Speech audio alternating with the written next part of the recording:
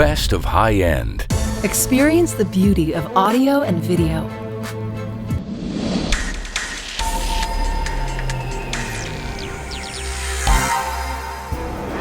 Well, first of all, you have to remember there are two kinds of compression.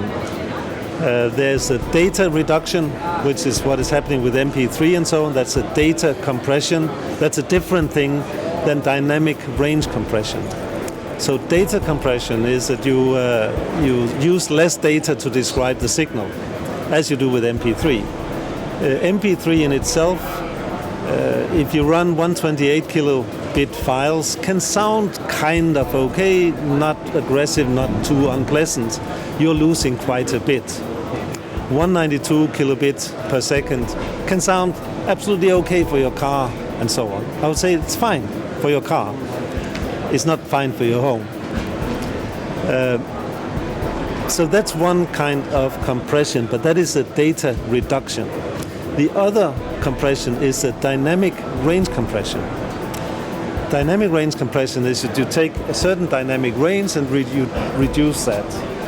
And what you do by that is, with any format, you have a maximum level.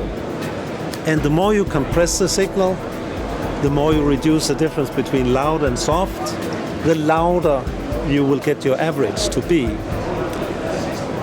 So there has been a competition between the music labels, the record industry, to have the louder music, louder than anybody else, preferably. The problem with that is that you can only get loudness by having more sound all the time. That's what most people don't understand. Compression is not just so that you lift up everything to a certain level, but to get more loudness, you need to extend in the time domain. For instance, if you have a low frequency phenomenon, let's take a kick drum with a big thump at 40 hertz. Boom.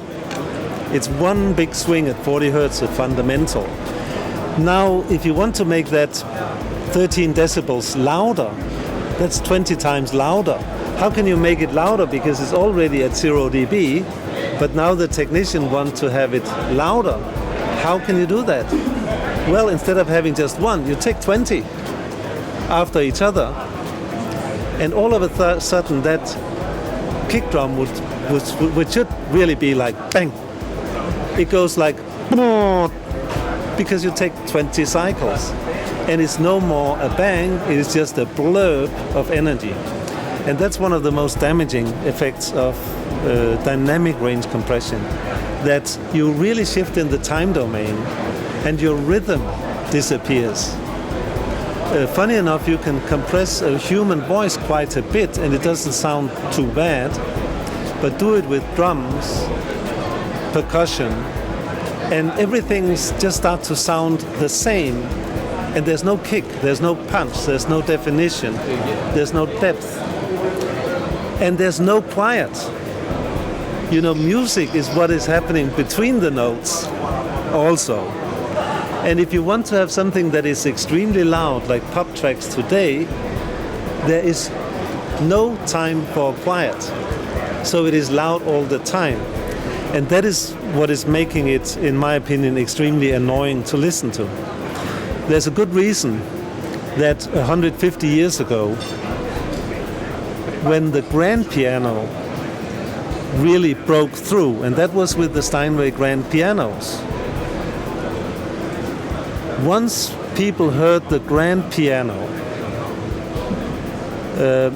they wanted to hear that instrument much more than the harpsichord.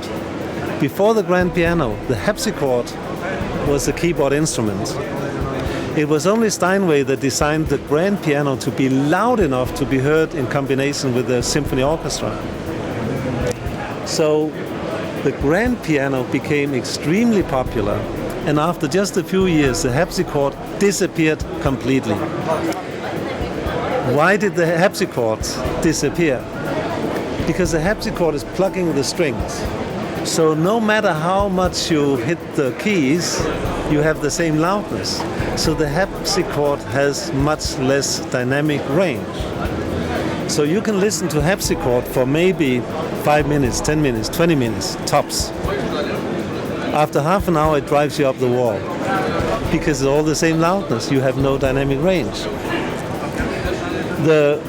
The School of Music in Paris, approximately 5 years after Steinway made the grand piano, they had completely ripped out all the harpsichords.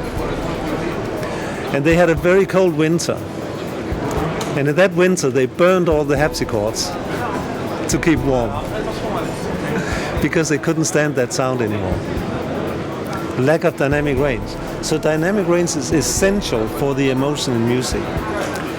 There is a great tendency on the way now to normalize loudness so that you put loudness at minus 16 dB, for instance, and keep it there so that if people compress the sound, it just starts to sound shitty, it doesn't get louder.